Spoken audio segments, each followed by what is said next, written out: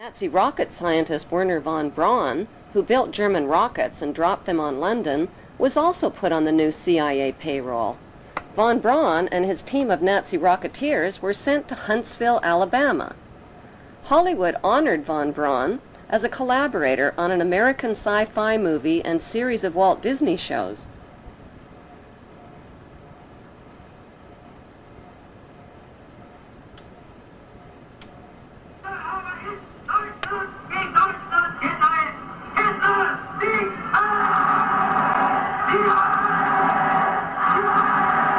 Let's take you back to 1958, 59, and I'm suddenly required to work with a Nazi. I grew up in World War II. Now, you couldn't expect me to suddenly have a great love for somebody that came out of Petermundy and was firing rockets at the people in England and blowing them up. And furthermore, had been in Petermundy where he had slave labor, etc. So how am I supposed to suddenly like that guy? The international banksters and the men who served them had won the American, Russian, and British versions of monopoly by seizing control of the Bank of England and the U.S. Federal Reserve, and by wiping out the Russian czars. But the ultimate goal of the banksters was to win the world game. Their devious game plan was to divide the world into two warring power blocks: the Western capitalist bloc, led by the United States, and the Eastern Communist Bloc, led by Russia. Their next move was to transfer atomic weapons secrets to their Russian Communist Bloc through Victor Rothschild, who was the ringleader in Britain's biggest communist spy scandal, and through J. Robert Oppenheimer, the Manhattan Project's leading atomic scientist. In September 1949, the Soviet Union exploded its first A-bomb. America's monopoly on atomic weapons ended after only 4 years. Now, both superpowers had the means to destroy the world. The next step was to stage a phony arms race and Cold War between their First World Capitalist Bloc and Second World Communist Bloc. Like sports teams, the U.S. and Russian superpowers needed recruits for their war games, so they forced new Third World members of the United Nations to choose sides. American Secretary of State John Foster Dulles warned Third World countries that you're either with us or you're against us. Korea and Vietnam were torn up like rags into half-communist, half-capitalist countries and became the playing field for phony war games between the bankster superpowers. Marilyn Monroe in Korea, America's great sex symbol, innocent and alluring, caught in the blood and mud of the Korean War. To the battle-weary soldiers who gazed at her, she must have looked like an angel sent from heaven to ease the pain of fighting a God-forsaken war in a far-off land. It's difficult and dangerous, but they're generally outnumbered. American sabers and British meteors are outfighting the MiGs. The lives of 4 million Korean civilians and 33,000 American soldiers were sacrificed in the 1950 Korean War, bringing the banksters another step closer to world domination. Like Korea, Vietnam was split into North and South Vietnam and became their next target.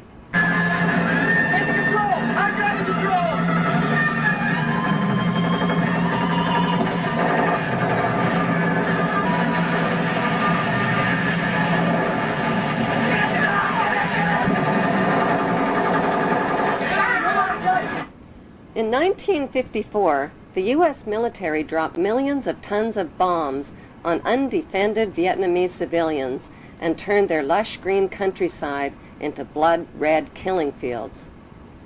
It was a butcherous campaign of terror, rape, torture, lies, and cover-ups. The U.S. military, who had already tested 2 radioactive atomic weapons of mass destruction on the people of Japan, decided to test their chemical weapons of mass destruction on the people of Vietnam.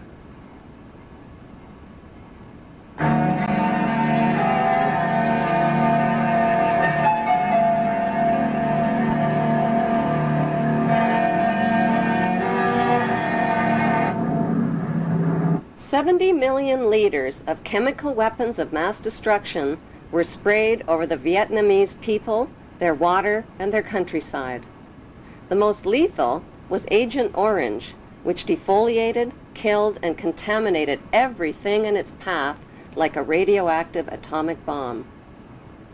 To this day, survivors suffer related cancers, genetic deformities, and permanent environmental damage.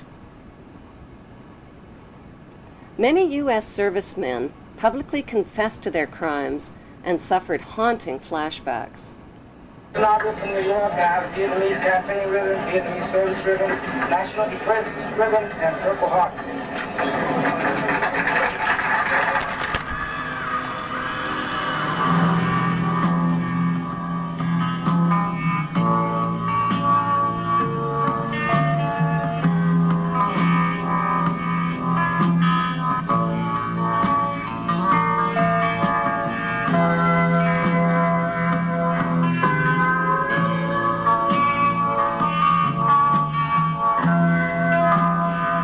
In spite of massive U.S. war protests, President Nixon increased America's military presence in Vietnam to 500,000 soldiers by 1969. It was Nobel Peace Prize winner Henry Kissinger who convinced Nixon to expand the Vietnam War to the neighboring countries of Cambodia and Laos, causing the mass murder of another 1 million innocent people and their families. On May 4th, 1970, America got a wake-up call. 6 peaceful anti-war student demonstrators from Kent State and Jackson State universities were shot dead by U.S. armed guards, while dozens of others were wounded. The message came through loud and clear: the power of the U.S. military could turn its weapons on its own citizens.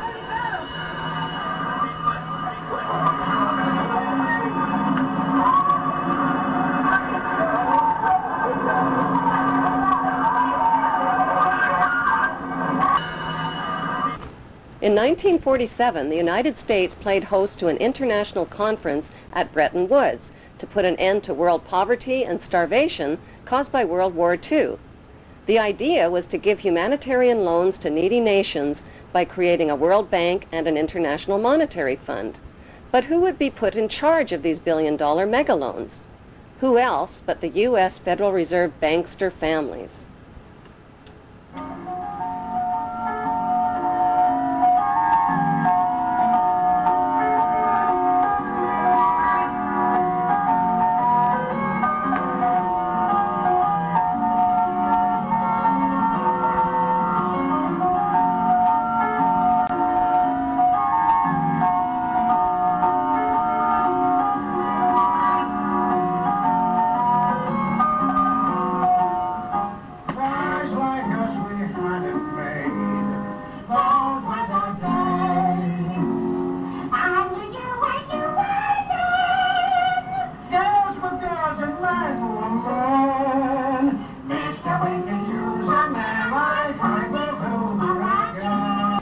Putting the U.S. Federal Reserve banksters in charge of humanitarian loans is like putting pedophiles in charge of daycare centers.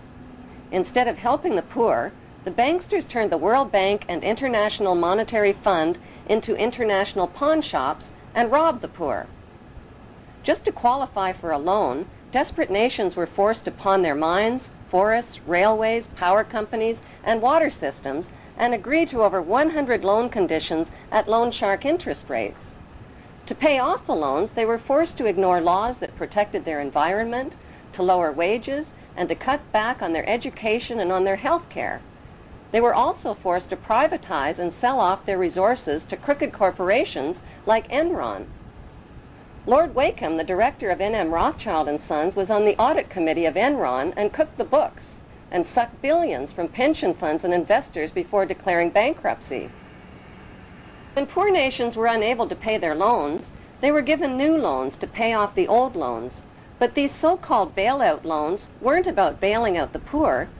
They were about bailing out and lining the pockets of loan underwriters like Citigroup and America's most notorious crooks and banksters.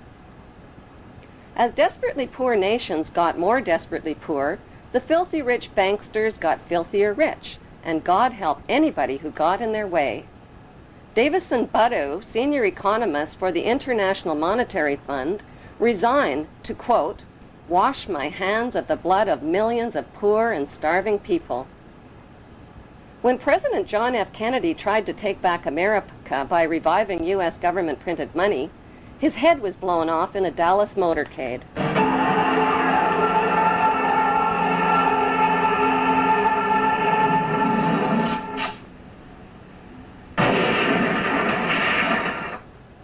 When his son planned to expose the ugly truth about his father's assassination, his small plane plunged into the ocean, killing all on board.